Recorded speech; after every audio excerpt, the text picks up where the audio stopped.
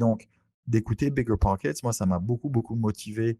Alors, j'ai appris des choses d'un point de vue technique, même si au Québec, au Québec, au Canada, c'est différent des États-Unis. Il y a quand même beaucoup de similitudes, mais ça m'a énormément aidé d'un point de vue mindset parce que, ben, tu sais, c'était sous forme d'entrevue, puis ils interviewaient quelqu'un qui a commencé il y a 3 ans et qui, en l'espace de 3 ans, est passé de 0 à 40 unités locatives. Quelquefois, c'était 300. Tu sais, ça dépend. Et puis, quelquefois, Mhm. c'était 20. Et c'est OK. C'est pas. Mais c'était de voir que, waouh, si les autres, ils y arrivent, bah, peut-être que moi, je peux y arriver aussi. Et donc, en blaguant, je dis que moi, je me suis fait j'ai eu une maîtrise en immobilier en écoutant des podcasts, j'allais dire, je me mettais sous perfusion. Je rigole, Ouais, évidemment. ouais, Et donc, j'ai beaucoup, beaucoup appris comme ça. Et en fait, en sortant de ce deuxième contrat de consulting, euh, je cherchais et je m'étais dit, OK, là, j'arrête. Euh, je vais aller trouver un projet. Je me cherchais un petit multifamilial. Alors, pour ceux qui sont familiers avec le Québec, bah, vous savez ce que c'est les plex. Pour ceux qui ne le sont pas, en fait, la manière dont la ville a été construite, c'est qu'il y a énormément de constructions sur 2 à 3 étages qui sont divisées en, on va dire, bah, duplex, deux unités, triplex, 3, 4, 5, 6, jusqu'à 6. Et puis après, il y en a encore, après, c'est 2 fois 4, donc on fait des 8, on fait 16, etc. Et donc ici, il y a beaucoup la culture du plex. Et beaucoup de gens, bah, ils habitent quelque part, et puis quelquefois ils en achètent un, puis ils emménagent, et puis si c'est un triplex, ils louent les 2 autres, et bah, les 2 loyers leur permettent de payer l'hypothèque qu'ils ont sur la propriété. Et donc nous, c'est ce qu'on cherchait à faire. Alors nous, on avait déjà, depuis le temps, déménagé du petit condo, et on s'était mis dans un petit duplex qu'on avait rénové. Au début, on avait un locataire. Et puis après, lui, il est parti, on a converti en unifamilial. Et, et donc là, on cherchait une propriété à revenus. Et donc, on s'est trouvé un 5plex à La Chine, dans l'un des pires quartiers des pires quartiers. C'est Ville-Saint-Pierre. C'est un espèce de triangle. Pour ceux qui connaissent pas Montréal, c'est un espèce de triangle entre la voie ferrée, l'autoroute et le bas de la montagne, qui est un quartier qui, dans le passé, a eu un peu de violence, un peu de drogue, qui n'était pas toujours très facile, mais ça se gentrifiait, ça évoluait. Donc, et puis, c'était un price point qui était beaucoup plus accessible pour nous. On a payé un très bon prix. Alors, évidemment, en fonction du quartier, mais même dans ce quartier-là, c'était un bon prix. On avait payé un 5 unités à 490 000 à l'époque, c'était en 2019. ouais. Et on voyait, il y avait beaucoup d'opportunités de, d'améliorer la propriété. Déjà, ça avait été très mal entretenu. Il y avait 2 unités, il y avait une chambre qu'on a convertie en 2 chambres parce qu'il y avait de la place au sous-sol qui était pas utilisée. Donc, on a fait un escalier entre les deux, puis on a converti un demi-sous-sol qui avait des fenêtres en une grande chambre. Et puis dans l'autre, bah, c'était en fait pareil, une chambre où derrière, il y avait un énorme local technique avec des fenêtres. Et puis on a juste réduit la taille du local technique, puis on a rajouté 2 chambres. Et, euh, et en fait, on a créé beaucoup de valeur et ça a été un projet par lequel on a beaucoup appris. Et ça, je pourrais en parler pendant des heures, donc je vais garder ça court. Ouais. Et donc voilà, on a fait celui-là, puis là, on a fait un cycle complet. Et puis moi, je sortais du corporate world, je sortais de l'entrepreneuriat, puis 2 mandats de 6 mois de consulting.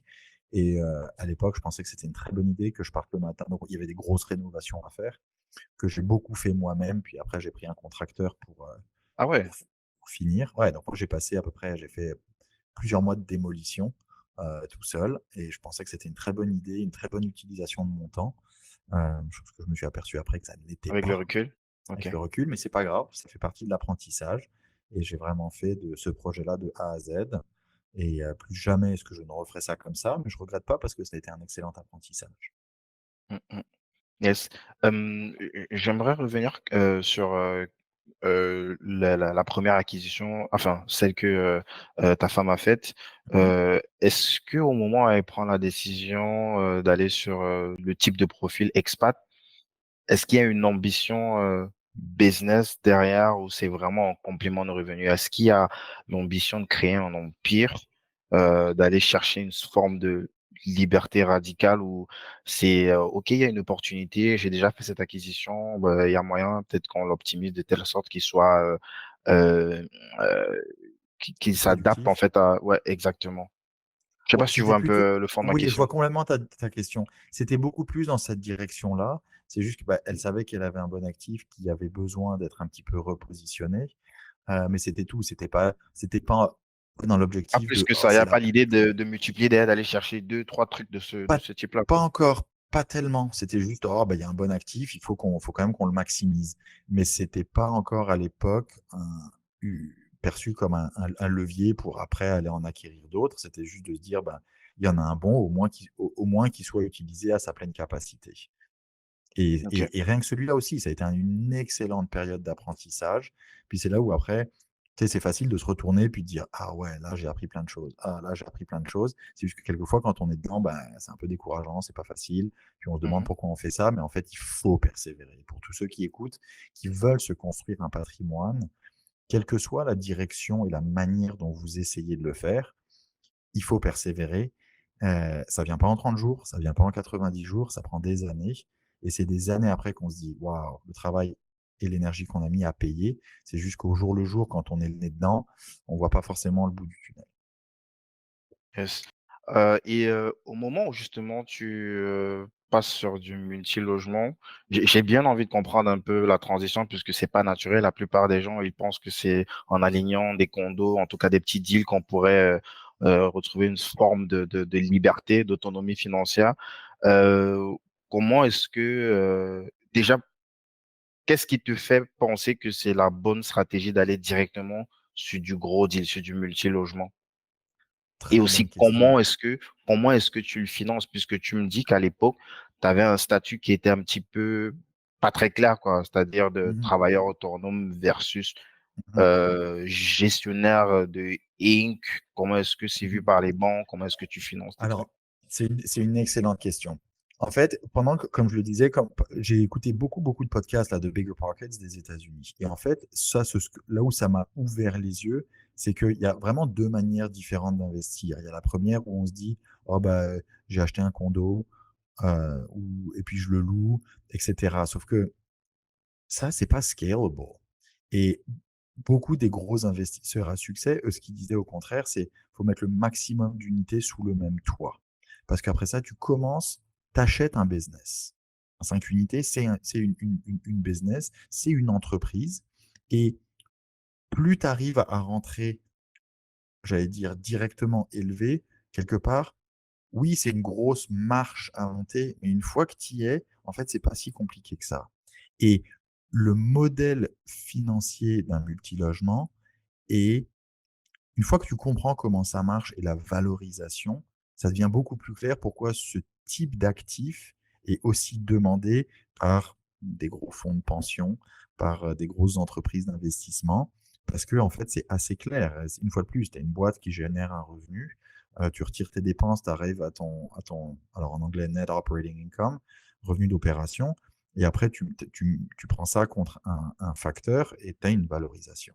C'est très simple et donc à chaque fois que tu arrives à augmenter ton revenu, la valeur donc de ton entreprise, de ton bâtiment augmente et donc c'est là où je m'étais dit: «Ben, si on veut être Peut-être sérieux pour que par les gens rapport» comprennent, il faut que tu expliques pourquoi tu parles d'entreprise. Parce que généralement, si tu vas du multilogement, tu vas forcément avoir une incorporation qui va posséder le bâtiment que tu vas ouais, exploiter.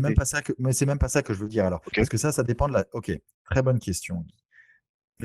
Ça, c'est par rapport à la structure du ownership, du propriétaire, je sais plus comment on dit en français. De l'entité Heu, qui possède voilà, de l'entité qui possède.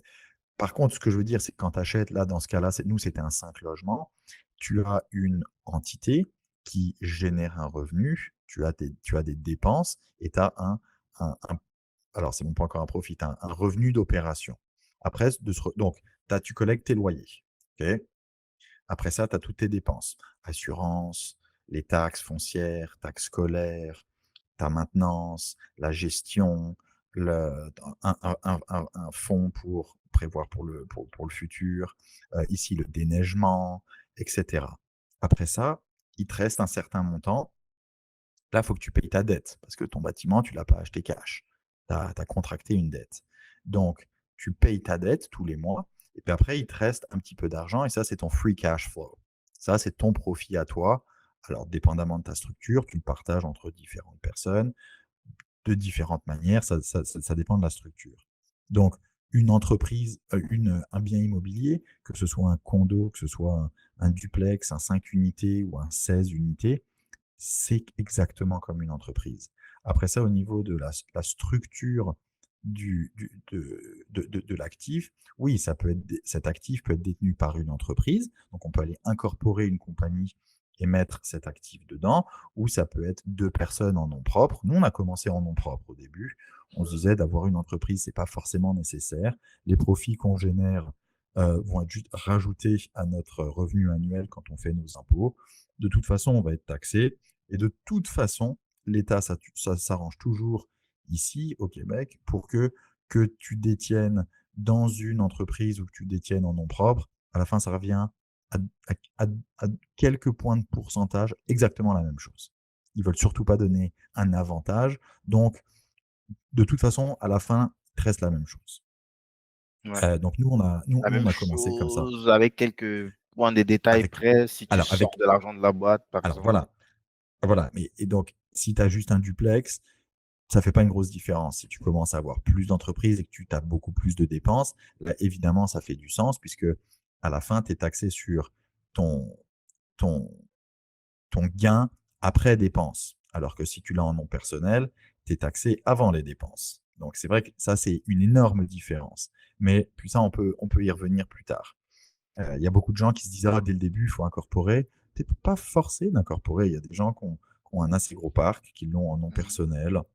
Bon, voilà. Après, ça dépend des ambitions et de la Puis tu peux manière le dont on rouler plus veut. tard si tu veux incorporer Voilà, tu peux ensuite toujours rouler les les biens actifs. dans une entreprise, des actifs. En général, c'est bien de le faire au moment de refinancement, etc. Voilà, donc pour répondre à ta question, nous, on a choisi d'aller dans le multi parce qu'on voyait vraiment ça comme un véhicule d'investissement qui est une petite entreprise que tu peux financer et que tu peux leverage pour le futur et grandir. Voilà. Et justement, sur la partie financement, c'est pas tu vas peut-être donner plus de détails dessus. Ton statut personnel, du coup, il compte plus, quoi. Enfin, il compte, mais pas forcément. Ça va être plus ton CV et ta capacité, à mener à bien le projet que tu exposes dès le départ qui va te permettre d'éventuellement financer, Mhm. le deal, quoi. Exactement. Alors, pour ceux qui écoutent et qui sont moins familiers avec le paysage financier au Québec, en fait, de 1 à 5 unités, en général, c'est financé au personnel. Alors, quand on dit au personnel, c'est que pour le remboursement, pour la capacité d'emprunt, la banque regarde la capacité de l'individu à ramener de l'argent frais. Donc, il regarde son revenu d'emploi, son revenu d'investissement, etc. Quand on passe au-dessus de 5 unités sous le même toit, on passe dans des financements commerciaux. Et quand on dit un financement commercial, c'est même si c'est 5, ou on va dire dans ce cas-là 6 unités résidentielles, on considère que c'est un prêt commercial parce que c'est plus du personnel. Là, vraiment, c'est une petite entreprise. Tu viens Et pitcher un pour projet, quoi. voilà, voilà. Et